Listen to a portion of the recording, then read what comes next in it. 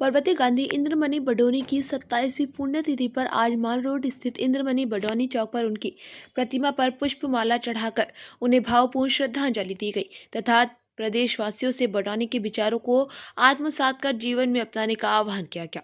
इस अवसर पर सर्वसम्मति से मसूरी पालिका टाउन हॉल का नाम इंद्रमणि बडोनी के नाम पर रखने की पालिका से मांग की गई।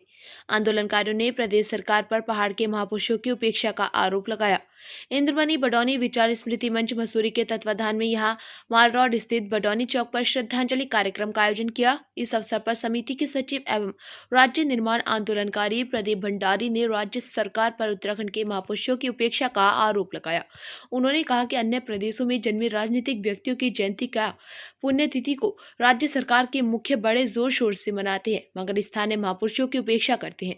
राज्य सरकार स्कूली पाठ्यक्रम में अनावश्यक पाठ तो जोड़ रही है, मगर उत्तराखंड राज्य आंदोलन के इतिहास व पर्वतीय गांधी के जीवन दर्शन को विधि पूर्वक आज तक प्रदेश के स्कूली पाठ्यक्रम में शामिल नहीं किया। भाषा संरक्षण पर कुछ भी व्यवहारिक कार्य नहीं हो रहा। उन्होंने कहा कि उत्तराखंड राज्य निर्माण में नायकों का सपना उत्तराखंड के गांव रोशन करने का था, मगर सरकार की असफल नीति और इच्छा शक्ति के अभाव में अनेक गांव खंडर बन गए।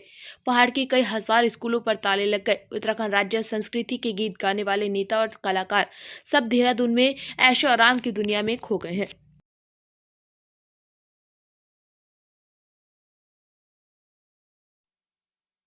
आज पर्वतीय गांधी इंद्रमणि बडोनी जी की 27वीं पुण्यतिथि है और इस अवसर पर मसूरी में हमेशा की भांति उनको याद किया गया और उनके जो प्रतिमा है बडोनी चौक पर, वहां पर जाकर के पुष्पांजलि उनको अर्पित की गई। पूरी मसूरी ने बढ़ चढ़ करके उसमें हिस्सा लिया और उन्हें याद किया गया।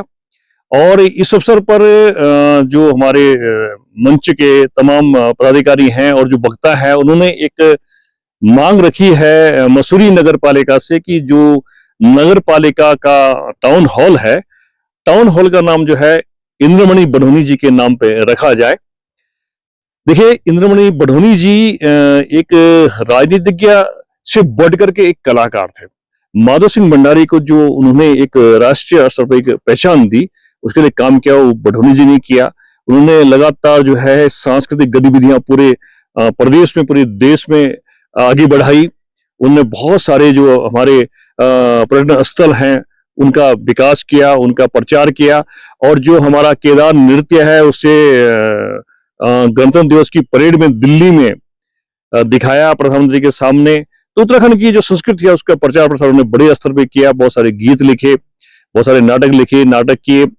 तो एक वो कलाकार रहे हैं, एक संस्कृति कर्मी रहे हैं, एक माटी के मूल कलाकार रहे हैं। और आज उनके साथ के बहुत सारे कलाकार आज भी काम कर रहे हैं, थोड़ा वृद्धावस्था के हो चुके हैं।